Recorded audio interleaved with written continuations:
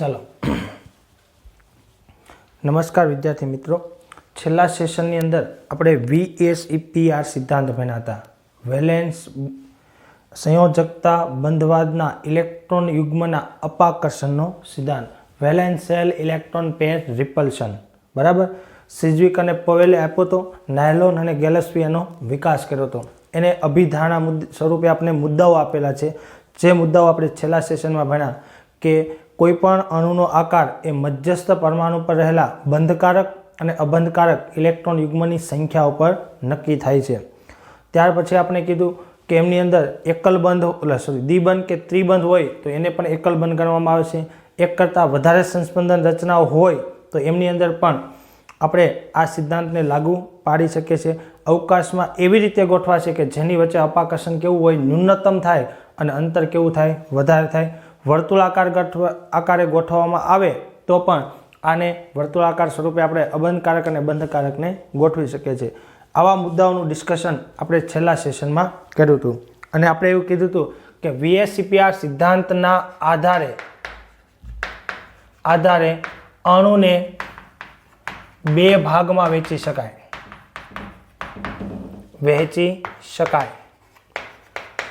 पहेलो भाग जेमां आपणे एम कीधुं हतुं के एवा अणु के जेनी पासे अबंधकारक नथी, एवा अणु के जेमां अबंधकारक इलेक्ट्रॉन युग्म नथी, बराबर। तो आवा अणु माटे आपणे वात करीए तो जो मध्यस्थ परमाणु छे एने आपणे ए कहीए, बराबर, अने एनी साथे बंधायेला छे ने एने आपणे बी कहीए।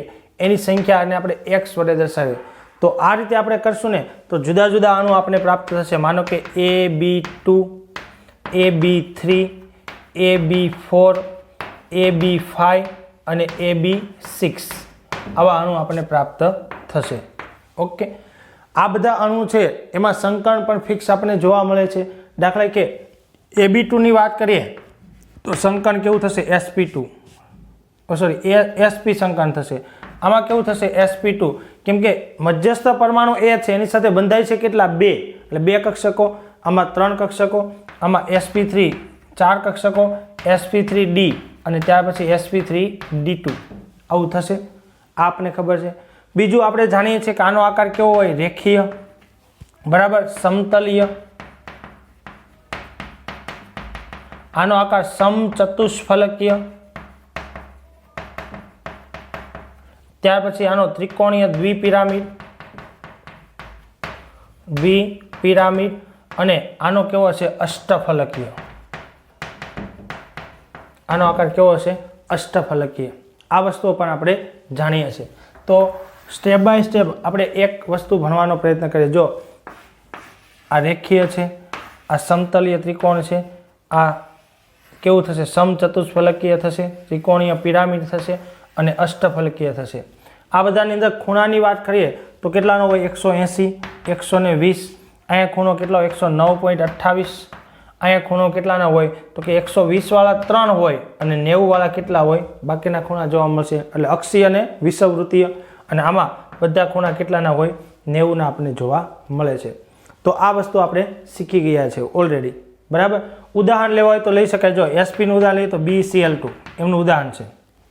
sp2 નું ઉદાહરણ લેવું હોય તો આપણે BCl3 લઈ શકીએ।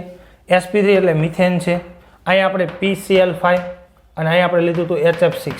આ એમના શું છે ઉદાહરણો પણ છે। ઓકે, ચલો એક પછી એક આપણે ભણવાનો પ્રયત્ન કરીએ અને એના આકાર દર્શાવીએ। આપણે કોષ્ટક સ્વરૂપે આપ્યા છે તો કોષ્ટક સ્વરૂપે આપણે એને દર્શાવવાનો પ્રયત્ન કરીએ। ચલો, પહેલું છે ઇલેક્ટ્રોન યુગ્મની સંખ્યા, કેમ કે આમાં બધા જ બંધકારક છે, અબંધકારક તો કોઈ છે જ નહીં આ અણુમાં, બરાબર, એવો જ વિભાગ આપણે ભણી રહ્યા છીએ। બીજું છે ઇલેક્ટ્રોન યુગ્મની ગોઠવણી, પોઈન્ટ નંબર 2। ત્રીજો પોઈન્ટ છે આણ્વીય ભૂમિતિ અને ચોથું છે એનો ઉદાહરણ, ચોથું છે એનો આકાર અને પછી આપણે એનું આપશું ઉદાહરણ। ઓકે, ચાલો તો એમાં આપણે પહેલું ભણીએ જેમાં ઇલેક્ટ્રોન યુગ્મની સંખ્યા 2 હોય, એ અણુ કેવો હોય A અને એની સાથે B AB2 ટાઈપનો અણુ થશે। આવા AB2 ટાઈપનો જે અણુ છે એમાં મધ્યસ્થ પરમાણુની આસપાસ ઇલેક્ટ્રોન યુગ્મ કઈ રીતે ગોઠવાશે? તો કે એક ઇલેક્ટ્રોન યુગ્મ આ બાજુ, એક ઇલેક્ટ્રોન યુગ્મ આ બાજુ, એટલે 80ના ખૂણે 180ના ખૂણે ગોઠવાશે. તમે જો એમની વચ્ચેનો ખૂણો કેટલાનો હશે? 180નો હશે. આપણે જાણીએ છીએ આ એની ગોઠવણી થઈ ગઈ. હવે આકારની વાત કરીએ તો જ્યાં ઇલેક્ટ્રોન યુગ્મ છે ત્યાં શું હશે? બોન્ડિંગ. બરાબર, આ A અને શું આવશે? બોન્ડિંગ. તો આકાર કેવો થાય? તો કે રેખીય. આકાર કેવો થશે? રેખીય. અને એમના ઉદાહરણ છે BCl2 અને HgCl2. એમનું શું થશે? ઉદાહરણ થશે. ચાલો ત્યાર પછી આપણે બીજું લઈએ. બીજું આપણે સમજીએ તો જો 3 હોય તો એને કહેવાય AB3. શું કહેવાય? AB3. તો મધ્યસ્થ પરમાણુની આસપાસ ઇલેક્ટ્રોન યુગ્મ કેટલા હશે? તો કે 3. આ માની લો કે 1 છે, આ 2 છે અને આ શું છે? 3. આની ગોઠવણી થઈ ગઈ. તમે જો ગોઠવણી રેખી છે, આકાર પણ રેખી છે. અહીંયા તમે જો કે ગોઠવણી પણ કેવી છે? સમતલીય સમત્રિકોણ છે અને આકાર પણ કેવો થશે? સમતલીય સમત્રિકોણ આપણને જોવા મળશે. તો અહીંયા આપણે કહીશું કે જો B, A અને B, તો અહીંયા A ની સાથે અહીંયા બોન્ડિંગ, આ બોન્ડિંગ અને આ બોન્ડિંગ. તો આકાર કેવો થશે? સમતલીય સમત્રિકોણ. બરાબર, જેમાં આ ખૂણા કેટલાના હશે? 120ના આપણને જોવા મળશે. અને ઉદાહરણ તરીકે આપણે લઈએ તો ઉદાહરણ તરીકે આવશે BF3. BF3 લો, BCl3 લો, AlCl3 લો, આ વગેરે ઉદાહરણો છે. આ વગેરે એમના શું છે? ઉદાહરણ જોવા મળશે. AlCl3 આયોનિક પદાર્થ હોવાના કારણે આપણે આમની અંદર લઈ શકશું નહીં, કેમ કે AlCl3 આયોનિક છે અને આયોનિકમાં સંકરણ થતું નથી, એટલે એનો આકાર વર્ણવી શકાતો નથી. ચાલો ત્યાર પછી આપણે ત્રીજાની વાત કરીએ. આપણે ત્રીજા માટે વાત કરીએ. ચલો ત્રીજું આપણને છે, માની લો કે 4 છે, તો એવા અણુને આપણે કહીશું AB4. કેવું કહીશું? AB4. મધ્યસ્થ પરમાણુની આસપાસ 4 ઇલેક્ટ્રોન યુગ્મ છે. માનો કે આ 1 છે, આ 2 છે, આ 3 છે અને આ 4 છે. આ 1, આ 2, આ 3 અને આ 4 થશે. જે આકાર કેવો છે? સમચતુષ્ફલક. તો એની સાથે આ એક બોન્ડિંગ, આ બીજો બોન્ડિંગ, આ બીજો બોન્ડિંગ અને આ ચોથો બોન્ડિંગ, જેનો આકાર કેવો થશે? સમચતુષ્ફલકીય. અને એમના ઉદાહરણ છે મિથેન. એમનું ઉદાહરણ છે મિથેન, NH4+ વગેરે એમના ઉદાહરણ લઈ શકાય. સંકરણ દ્વારા આપણે સમજી શકીએ છીએ. ખૂણો કેટલાનો હોય? 109.28નો થશે. આ પણ આપણે ઓલરેડી આવડે છે. ચાલો ત્યાર પછી આપણે ચોથો પ્રકાર જોઈએ તો કે એમાં 5 હોય. કેટલા હોય? 5 આપણે જોવા મળશે. તો એનું ઉદાહરણ કોણ છે? તો કે AB5. કેવું છે? AB5. AB5 એટલે 5 ગોઠવાશે. તો જો મધ્યસ્થ પરમાણુ આ 1, આ 2 અને આ 3 એક જ સમતલમાં કેટલા હશે? 3 હશે. એક ઉપરની બાજુએ હશે અને એક કેવો હશે? નીચેની બાજુએ. એટલે આવી ગોઠવણી હશે. તમે જો આકાર પણ કેવો થશે? તો કે બોન્ડિંગ, બોન્ડિંગ, બોન્ડિંગ, ઉપર એક બોન્ડિંગ અને નીચે એક બોન્ડિંગ. એટલે એક જ ત્રિકોણ એને ઉપર ને નીચે પિરામિડ જોવા મળશે. ત્રિકોણીય દ્વિપિરામિડ. દ્વિપિરામિડ. બરાબર. અને જેમના ઉદાહરણ છે PCl5. બરાબર, જેમાં આ ખૂણા કેટલાના હોય? 120ના હોય અને આ ખૂણો કેટલાનો હોય? 90નો હોય. આ જે છે એને વિષુવવૃત્તીય કહેવાય. આને કેવા કહેવાય? અક્ષીય કોણ કહેવામાં આવે છે. અને ત્યાર પછી પાંચમું આપણને આપ્યું છે 6 હોય તો એને AB6 તરીકે આપણે ઓળખશું. અને AB6 એટલે બોન્ડિંગ કેટલા છે? 6. તેની ગોઠવણી કેવી થશે? આ મધ્યસ્થ પરમાણુ આ 1, આ 2, 3 અને આ 4. 1, 2, 3 અને આ 4 થશે. એક ઉપર હશે અને એક ક્યાં હશે? નીચે આપણને જોવા મળશે.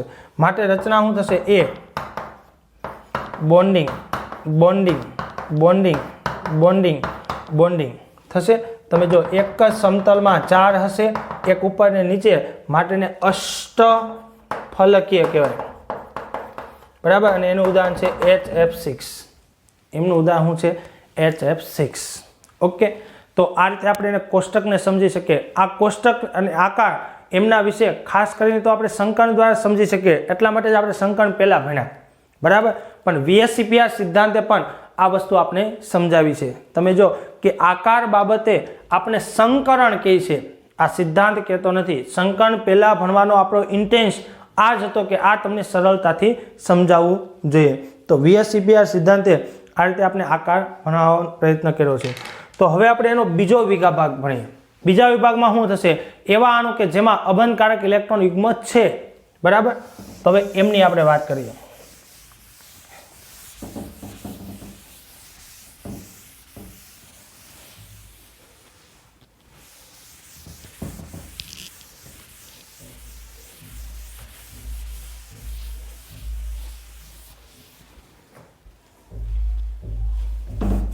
ચાલો, બીજો વિભાગ છે જેમની પાસે આવા અબંધકારક ઇલેક્ટ્રોન યુગ્મ છે. તો ચાલો એમના માટે આપણે પહેલું લઈએ. જો એ બોન્ડિંગ કેટલા છે તો કે 2 અને લોન પેર કેટલો છે 1. એટલે આનો મતલબ શું થાય તો કે બોન્ડિંગ કેટલા છે 2 અને લોન પેર કેટલો છે 1. ટોટલ કેટલા છે 3. ટોટલ કેટલા થયા 3. કોષ્ટકમાં આપણે લખી શકશું. હવે આપણે એની ગોઠવણીની વાત કરીએ તો ગોઠવણી કેવી થશે તો કે 3 છે એટલે 3 ને આપણે ગોઠવવાના મધ્યસ્થ પરમાણુ છે. હજો એક અહીંયા હશે, બીજો અહીંયા હશે અને એક અહીંયા હશે. સંકરણ કેવું થાય sp2 થશે. જો અહીં સંકરણ પણ મેન્શન કરતા જઈએ આપણે, બરાબર. પણ અહીંયા તમે જો બોન્ડિંગ કેટલા છે તો કે 2 જ છે. બોન્ડિંગ કેટલા છે 2. એક કેવું છે લોન પેર છે. ગોઠવણી એની કેવી છે સમતલીય ત્રિકોણ છે, પણ હવે એનો આકાર કેવો આવશે તો કે કોણીય અથવા તો વળેલો. કેમ? કારણ કે આકારમાં ખાલી એટલો ભાગ જ ગણાય. આકારમાં કેટલો ભાગ ગણાશે? એટલો ભાગ જ ગણાશે. કેમ કે આકાર જ્યારે પણ નક્કી કરવાનો થાય ત્યારે હંમેશા બંધકારક ઇલેક્ટ્રોન યુગ્મ ગણાશે. અબંધકારક આકારમાં ગણતરીમાં આવતા નથી. આમના ઉદાહરણ છે SO2 છે અને ઓઝોન છે. તમે જો ઓઝોન છે ને એમની અંદર ડબલ બોન્ડ ઓક્સિજન આ રીતે હશે. અહીંયા શું હશે લોન પેર હશે. અહીંયા ભલે ગમે એટલા લોન પેર હોય એ ઇમ્પોર્ટન્સ નથી. આ માઇનસ હોય ને આ કેવું હોય પ્લસ હોય. પણ આપણી કન્ડિશન પ્રમાણે જો કે આપણે કીધું હતું ને દ્વિબંધ હોય એને એકલ બંધ જ ગણવાનો. અતિ એકલ બંધ કહેવામાં આવશે. એટલે આ 1 આ 2 બંધકારક, એક કેવું થઈ ગયું અબંધકારક થઈ ગયું થશે ને. અને VSEPR સિદ્ધાંત અનુસાર આમની વચ્ચે શું થાય અપાકર્ષણ થવાના કારણે એનો ખૂણો જે હોય એના કરતાં થોડો શું થશે ઘટતો આપણને જોવા મળશે, જે આપણે સમજાવી શકીએ છીએ. ઓકે, ચાલો ત્યાર પછી બીજું છે એમાં AB3E, AB2E પછી AB3E. ઓકે, AB3E છે એટલે જો એમાં 3 બંધકારક છે અને 1 અબંધકારક છે એટલે ટોટલ 4 થયા. 4 એટલે સંકર હંમેશા કેવું થાય sp3. હવે 4 હોય એટલે ગોઠવણી હંમેશા કેવી થશે સમચતુષ્ફલક. કેમ કે 4 ને આપણે ગોઠવાના ને એટલે જો 1 2 3 અને આ 4 યુગ્મને આપણે ગોઠવી દીધા. હવે એની સાથે એક બોન્ડિંગ, બીજો બોન્ડિંગ અને ત્રીજો બોન્ડિંગ. એક તો કેવો છે લોન પેર છે. તો તમે જો કે એની ગોઠવણી કેવી છે સમચતુષ્ફલકીય, પણ આકાર કેવો આવશે તો કે એક ત્રિકોણ ઉપર પિરામિડ બનશે. જો આને આપણે આ રીતે લંબાવી દઈએ તો શું બનશે નીચેના ભાગે ત્રિકોણ એટલે ત્રિકોણીય પિરામિડ. અને એમનું ઉદાહરણ છે એમોનિયા. એમોનિયા પર એક શું હોય છે લોન પેર આપણને જોવા મળે છે. તો એમનું ઉદાહરણ થશે. ત્યાર પછી આપણે ત્રીજો પ્રકાર જોઈએ તો કે AB2E2. AB2E2 તમે જો 2 બોન્ડિંગ છે અને 2 લોન પેર છે તો ટોટલ સંકરણ કેવું થશે sp3. તો ગોઠવણી તો સમચતુષ્ફલકીય જ હશે. જો આ 1 આ 2 પછી આ 3 અને આ 4 સમચતુષ્ફલકીય, પણ બોન્ડિંગ ખાલી કેટલા છે 2. તો આકારમાં ખાલી બોન્ડિંગ આવશે તો આકાર કેવો થશે કોણીય. આકાર કેવો થશે કોણીય. તમે જો ગોઠવણી સમચતુષ્ફલકીય છે. જો સંકરણ મિથેનમાં પણ એ થાય. આગળ આપણે જોઈએ એમ કે ભાઈ AB4 હશે તો એમાંય સમચતુષ્ફલકીય હોય. સંકરણ sp3, આમાંય sp3 થાય આમાંય sp3 થાય, પણ ત્રણેયના આકાર અલગ અલગ છે કેમ કે એમાં અબંધકારક ઇલેક્ટ્રોન યુગ્મ છે. તમે જો કે એમોનિયાની અંદર જે ખૂણો સંકરણ પ્રમાણે કેવો છે 109.28, પણ આ લોન પેર અપાકર્ષણને કારણે ખૂણો કેટલો થઈ જાય 107નો. પાણીમાં ખૂણો કેટલાનો થઈ જશે 104.5નો થશે. કેટલો હોવો જોઈએ 109.28 હોવો જોઈએ સંકરણ અનુસાર, અને ઘટે છે જે લોન પેર અપાકર્ષણ થાય છે. એમની આપણે વાત થોડી વાર કરશું. ચાલો ત્યાર પછીનું ઉદાહરણ છે આપણું AB4E.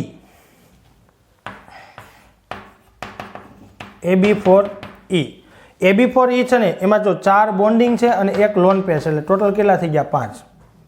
ટોટલ કેટલા થશે 5. ઓકે, ચાલો તો એમની અંદર 5 છે એટલે સંકરણ કેવું થશે sp3D. બરાબર. ગોઠવણી તો કે આ મધ્યસ્થ પરમાણુ છે એમાં આ 1 2 3 4 અને 5 તો એક બંધકારક, બીજો 3, 4 અને 5 આ રીતે હશે, બરાબર. તો હવે આમાં આપણે ગોઠવણી કરીએ તો માની લો કે અહીંયા હું એક લોન પેર લઉં છું, બરાબર. બાકીના આ શું છે? બોન્ડિંગ, બોન્ડિંગ, બોન્ડિંગ અને બોન્ડિંગ. તો જે આકાર બન્યો કે જેવો બન્યો, જેને સિંચવો કહેવાય. શું કહેવાય? સિંચવો, બરાબર. સીશો આકાર કહેવામાં આવે છે. એમનું ઉદાહરણ છે HF. શું આવશે? 4. જેની પાસે લોન પેર કેટલા હશે? 1 આપણે જોવા મળશે. આમનું ઉદાહરણ છે પાણી. આમનું ઉદાહરણ શું છે? પાણી. ઓકે, ચાલો. તો આમાં પણ સંકલન કેવું થાય છે? sp3. ચાલો પાંચમું આપણે ભણીએ, AB3E2. AB3E2, બરાબર. ચાલો એમાં 3 + 2 એટલે ટોટલ 5 છે. તો સંકલન કેવું થશે? sp3d. અને જેવું સંકલન થાય જો, પણ ગોઠવણી પણ કેવી થશે? ત્રિકોણીય દ્વિપિરામિડ થશે. ચાલો મધ્યસ્થ પરમાણુ છે, 1 છે, 2 છે, 3 છે, 4 છે અને 5 છે. અહીંયા લોન પેર, આ લોન પેર, આ મૂકી દઈશું આપણે, મૂકી દીધું.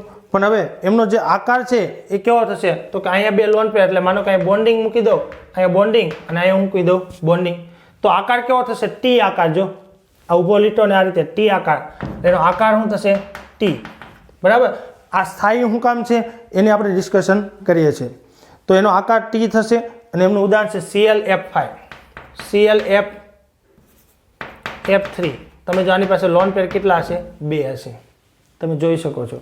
હવે શક્યતાઓ તેમાં ઘણી બધી છે, પણ એ આપણે આગળ થોડી વાર પછી વિચારીશું પછીના કોષ્ટકની અંદર. ચલો પછી આપણે છઠ્ઠું આપ્યું છે AB5E. AB5E. ચલો આમાં કેટલા છે? 5 + 1 એટલે 6 થશે. 6 એટલે sp3d2, બરાબર. અને સાતમું પણ આપણે લઈ લઈએ AB4E2. તો શું આવશે? 4 + 2 એટલે કેટલો આવશે? sp3d2. 6 કક્ષકો છે. ચલો ગોઠવણી બેયની સરખી જ હશે. મધ્યસ્થ પરમાણુ હવે જો 1, 2, 3, 4, 5 અને 6. 1, 2, 3, 4, 5 અને 6. અહીંયા માની લો કે આ બધા ઇલેક્ટ્રોન યુગ્મ છે, આ બધા ઇલેક્ટ્રોન યુગ્મ છે, બરાબર. એમાંથી અહીંયા તમે જોઈ શકો બોન્ડિંગ કેટલા છે? 5. તો 5 બોન્ડિંગમાં 1, 2, 3, 4 અને 5. તો તમે જો નીચે એક અબંધકારક છે એટલે એક સમતલમાં 4 હશે, એક ઉપર હશે, એટલે સમતલીય પિરામિડ, ચોરસ પિરામિડ અથવા સમતલીય ચોરસ પિરામિડ. અને એમનું ઉદાહરણ આવશે તો કે એમના ઉદાહરણમાં આવશે BRF5, જેની પાસે એક લોન પેર હશે અને બાકીના 5 કેવા હશે? બોન્ડિંગ આપણને જોવા મળશે. અને ત્યાર પછી આપણે આમની વાત કરીએ તો આમાં તમે જો 4 બોન્ડિંગ છે, તો એક જ સમતલમાં 4 બોન્ડિંગ હશે, ઉપર ને નીચે, એટલે કેવું બનશે? ચોરસ પિરામિડ, ચોરસ, સમતલીય ચોરસ. શું બનશે? ચોરસ. અને એમનું ઉદાહરણ છે ઝેનોન F4, જેમાં 2 શું હશે? લોન પેર આપણને જોવા મળશે. તો આ કોષ્ટક દ્વારા એને આપણે સારી રીતે સમજી શકીએ છીએ. ઓકે, હવે આમની અંદર આપણે જે શક્યતાઓ આપી છે ને એ પાછળના કોષ્ટકમાં આપી છે. એ શક્યતાઓ આપણે વિચારીએ. ચલો પહેલાં આપણે AB2E અણુની વાત કરીએ. AB2 અણુ છે ને એમની અંદર આ વળેલો આકાર કેમ જોવા મળે છે? તમે જો અહીંયા આપણે કીધું ને વળેલો અને આવું, કેમ કે અહીંયા તમે જો આ લોન પેર છે, બરાબર. આ લોન પેર છે, આ શું છે? બોન્ડિંગ પેર છે અને આ બોન્ડિંગ પેર છે ને. તો લોન પેર બોન્ડિંગ પેર વચ્ચે અપાકર્ષણ એ બોન્ડિંગ પેર કરતાં કેવું હોય? વધારે હોય. આપણે શીખ્યા ને લોન પેર બોન્ડિંગ પેરનું આકર્ષણ એ બોન્ડિંગ પેર અને બોન્ડિંગ પેર કરતાં કેવું હોય? વધુ હોય. અપાકર્ષણને ખાને ખૂણો 120 નો હોવો જોઈએ, પણ એના બદલે 119.5 નો જોવા મળે છે. કેટલો જોવા મળશે? 119.5 નો આપણે જોવા મળે છે. માટે એનો સૈદ્ધાંતિક આકાર ખરેખર કમ્પ્લીટલી V હોવો જોઈએ, પણ Vના બદલે થોડો વળેલો આપણને જોવા મળે છે, જે ઘટેલો આપણને જોવા મળશે. ત્યાર પછી આપણે એમોનિયા વિશે વાત કરી છે. તમે જો એમોનિયા છે એ એમોનિયામાં પણ શું થશે? તો કે આ લોન પેર છે, આ બોન્ડિંગ પેર છે, આ બોન્ડિંગ પેર છે, તો આમની વચ્ચે અપાકર્ષણ આમના કરતાં કેવું હોય? વધારે. ખૂણો 109.28 નો હોવો જોઈએ, પણ એમોનિયામાં કેટલો છે? 107 થઈ જશે. અપાકર્ષણને કારણે ખૂણો કેવો બનશે? નાનો બનતો આપણને જોવા મળશે. જે અપાકર્ષણ વિરુદ્ધ આપણે કહી શકીએ ને, જો આમની વચ્ચે શું થશે? આ રીતે અપાકર્ષણ થશે, અહીં અપાકર્ષણ ઓછું થાય તો એ નજીક આવશે, એટલે ખૂણા કેવા બનશે? નાના બનશે. પાણીમાં પણ આ જ ઘટના બનશે. પાણીમાં પણ તમે જો 109.28, પણ લોન પેર કેટલા છે? 1 અને 2. અહીં લોન પેર કેટલો હતો? 1 જ હતો. અહીંયા પણ લોન પેર 1 હતો. હવે તમે જો આના અપાકર્ષણને કારણે લોન પેર અપાકર્ષણ મેક્સિમમ, એટલે આની વચ્ચે અપાકર્ષણ મેક્સિમમ જે આના ઉપર લાગશે, અને બોન્ડિંગ પેરનું અપાકર્ષણ કેવું હોય? ઓછું હોય. માટે ખૂણો વધારે ઘટી અને 109.28 માંથી કેટલો થઈ જાય? 104.5 થતો આપણને જોવા મળે છે. તો આમની પણ આપણે શક્યતા વિચારી લીધી. હવે આમની આપણે શક્યતા વિચારીએ તો જો આમની અંદર બે ગોઠવણી શક્ય બને. માનો કે આપણે આ ગોઠવણી કરીશું, હું અહીં લખું છું, જો એ 1 2 3 4 ને 5. ઓકે, હવે એક શક્યતા હું છે ને લોન પેરને અહીંયા રાખું છું. કેટલો લોન પેર છે? એક લોન પેર છે, બરાબર. અને બાકીના આ બોન્ડિંગ અને બોન્ડિંગ, અને આ શું થશે? બોન્ડિંગ. આવું થશે. બીજી શક્યતા આવી છે, માની લો કે આ એ અહીંયા બોન્ડિંગ, અહીંયા લોન પેર, અહીંયા બોન્ડિંગ અને અહીંયા બોન્ડિંગ. આવું થશે. તો આમાંથી વધુ સ્થાયી કોણ થશે? બરાબર. અહીંયા તમે જાણો છો કે આમાં બે પ્રકારના બંધ હોય, એક વિષુવવૃત્તીય હોય અને એક કેવો હોય? અક્ષીય હોય. તો તમે જો આ જે પોઝિશન છે એને વિષુવવૃત્તીય કહેવાય, આને શું કહેવાય? અક્ષીય. તો અહીંયા તમે જો લોન પેર છે ને ક્યાં છે? અક્ષીય પોઝિશન ઉપર, અને અહીંયા છે એ કેવો છે? વિષુવવૃત્તીય પોઝિશન. કેવું છે? વિષુવવૃત્તીય પોઝિશન ઉપર. હવે સ્વાભાવિક છે કે આ એક જ ત્રિકોણમાં 1 2 અને 3 એના અક્ષીય સ્થાનમાં છે. જો અક્ષીય સ્થાનમાં છે લોન પેર બોન્ડિંગ પેર, એટલે જો આનું આના ઉપર લાગે, આના ઉપર લાગે અને આના ઉપર લાગે. તમે જો આ રીતે સમતલ છે ઉપરના ભાગે છે તો ત્રણેયને અસર કરશે. એટલે આપણે એમ કહેશું કે અહીંયા લોન પેર બોન્ડિંગ પેર અપાકર્ષણ એ 3 બંધ ઉપર અસર કરે છે. કેટલા ઉપર? 3 બંધ ઉપર. જ્યારે અહીંયા લોન પેર છે કેવું છે? સાઈડમાં છે, એટલે અહીંયા છે. હવે એક ઉપર છે ને એક નીચે છે, તો આની અસર અહીંયા અને અહીંયા. એટલે તમે જો આ ખાલી અહીંયા અને અહીંયા આ વિષુવવૃત્તીયમાં બે ઉપર જ અસર કરે. એટલે લોન પેર બોન્ડિંગ પેર એ માત્ર બે ઉપર જ અસર કરે છે, બરાબર. અને બે ઉપર કરે છે માટે અપાકર્ષણ ઓછું, તો એની સ્થિરતા પણ કેવી હશે? વધારે હશે. માટે વિષુવવૃત્તીય પોઝિશન ઉપર અબનકારક ઇલેક્ટ્રોન યુગ્મ હોય એની સ્થિરતા અક્ષીય કરતાં કેવી છે? વધારે. માટે આના કરતાં આ સ્થાયી છે. માટેનો આકાર સીશો આપણે કહીએ છીએ. શું કહીએ છીએ? સીશો આકાર કહીએ છીએ, જેની સ્થિરતા બતાવે છે. એ જ રીતે માની લો કે આપણે બે અબનકારક છે, બીજી પોઝિશનમાં આપણે બે અબનકારક છે, 3 બોન્ડિંગ છે, તો એમની આપણે વાત કરીએ. જો આમની પોઝિશન હોય છે, આને આપણે વિચારીએ તો જો 3 શક્યતાઓ છે, બરાબર. 3 શક્યતાઓ છે. આ મધ્યસ્થ પરમાણુ, આ 1 2 3 4 ને 5. બીજી શક્યતા એ,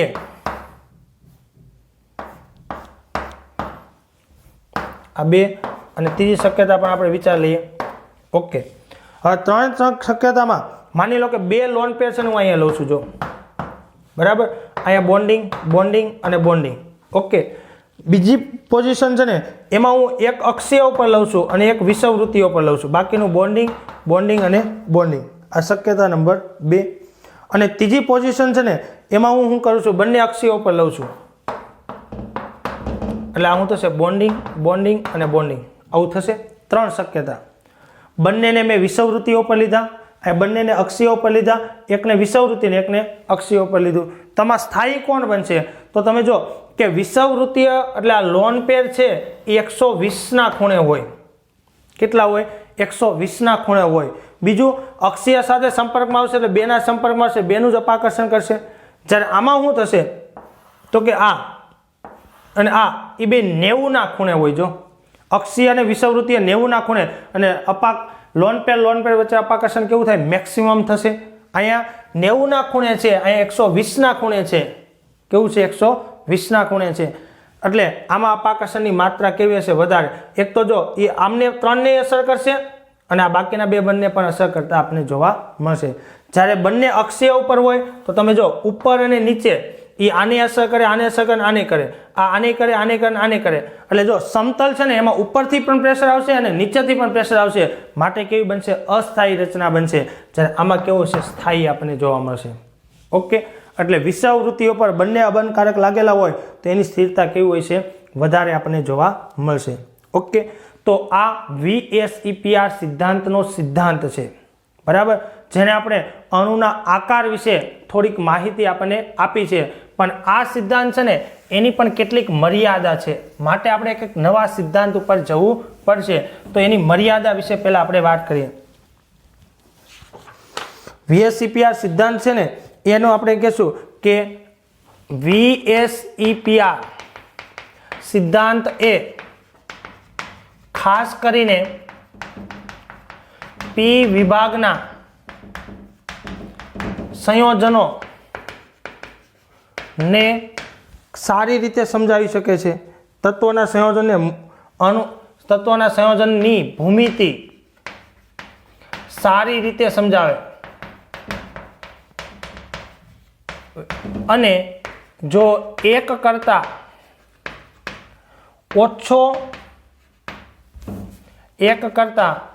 ઓછો ઉર્જા તફાવત ધરાવતી રચનાની પણ ભૂમિતિ સમજાવે છે. માનો કે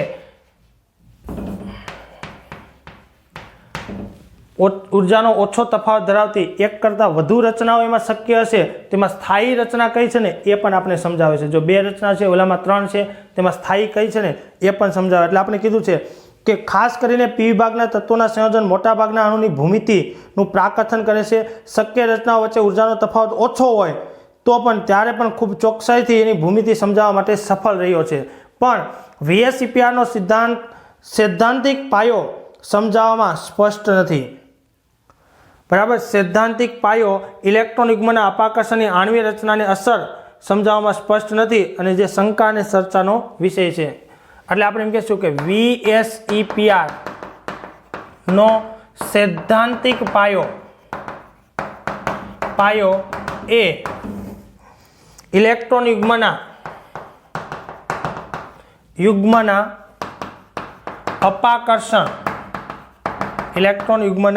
અપાકર્ષણની આણ્વીય આકાર પર અસર કરે છે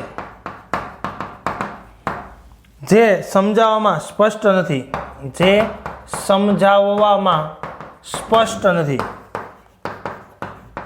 તમે જો કે VSEPRનો સૈદ્ધાંતિક પાયો ઇલેક્ટ્રોન યુગ્મના અપાકર્ષણની આણ્વીય આકાર પર જે અસર થઈ છે એ અસર કેવી થઈ છે ને એ સમજાવવામાં એટલો જ બધો સ્પષ્ટ નથી, જે આજે પણ શંકાઓ ઉત્પન્ન કરે છે, આજે પણ એ ચર્ચાનો વિષય છે, જે આમની મર્યાદા છે. જો લુઈસના સિદ્ધાંતની મર્યાદા શું હતી? અણુનો આકાર નથી સમજાવી શકતો, માટે આપણે આ સિદ્ધાંત ભણ્યા હતા. તો એ આકારવાળો પ્રશ્ન સોલ્વ થઈ ગયો, પણ આપણે જે આ સિદ્ધાંત છે એ સમજાવે તો છે, પણ એમાં જે આકારમાં ચેન્જીસ થાય છે એના પર અસર થઈ છે એ અસરને સ્પષ્ટપણે સમજાવવામાં કેવો ગયો? નિષ્ફળ ગયો. માટે આપણે એક હવે નવા સિદ્ધાંત ઉપર જશું, જેને આપણે કહીશું સંયોજકતા બંધવાર, અને ત્યાર પછી આપણે ભણશું આણ્વીય કક્ષકવાર. એટલે નવા સિદ્ધાંત ઉપર આપણે પ્રસ્થાન કરવા જઈ રહ્યા છીએ. ઓકે, ચાલો નેક્સ્ટ સેશનમાં આપણે એ ભણશું.